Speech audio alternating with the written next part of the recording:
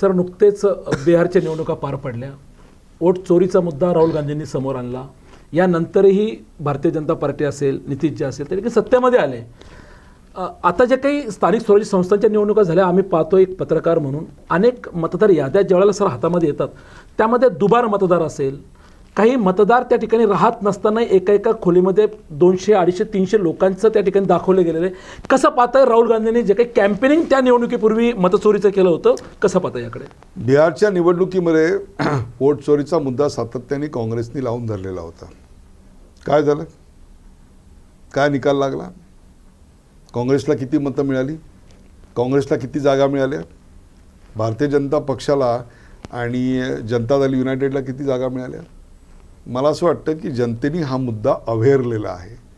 जनतेने हा मुद्दा स्वीकारलेला नाही.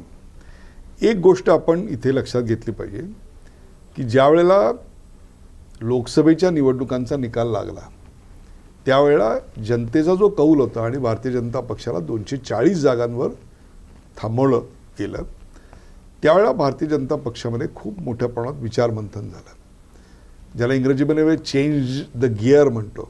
सेकंड गिअरमधनं थर्ड, थर्डमधनं फोर्थ आणि फोर्थमधनं फिफ्थ टॉप गिअरमध्ये, आणि चेंजिंग द लेन्स आणि ओव्हरटेकिंग लेनमध्ये जाऊन खूप वेगाने गाडी क्रूज करणे ज्याला आपण म्हणतो, तसं भारतीय जनता पक्षाने केलं. स्ट्रॅटेजी बदलली आणि त्याचा परिणाम त्यांना लगेच दिसला.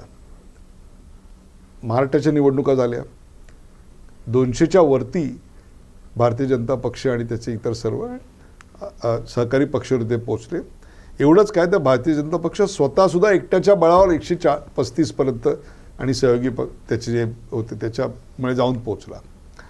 त्याचबरोबर इतर राज्यांमधल्या ज्या निवडणुका झाल्या त्यातला एक अपवाद वगळता बाकी सगळ्या ठिकाणी भारतीय जनता पक्षाला निर्विवाद असं यश मिळालं. म्हणजे इसका मतलब है कुछ तो उन्होंने करेक्ट किया होगा. करेक्ट. आपण जिंकतो तेव्हा ते आपलं यश असतं, आणि दुसरा जेव्हा जिंकतो त्यावेळेला ते वोट चोरीनी, EVM घोटाळ्यांनी, हे काही खरं नाही.